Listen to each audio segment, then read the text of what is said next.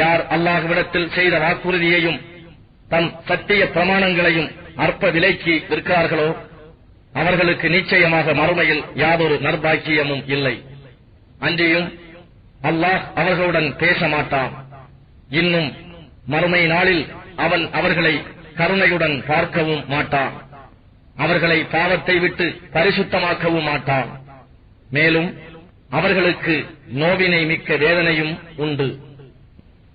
நிச்சயமாக அவர்களில் ஒரு பிரிவார் இருக்கின்றார்கள். அவர்கள் வேதத்தை ஓதும்போது தங்கள் நாவுகளை சாய்த்து ஓதுகிறார்கள். அதனால் உண்டாகும் மாற்றங்களையும் வேதத்தின் ஒரு பகுதிதான் என்று நீங்கள் எண்ணிக்கொள்வதற்காக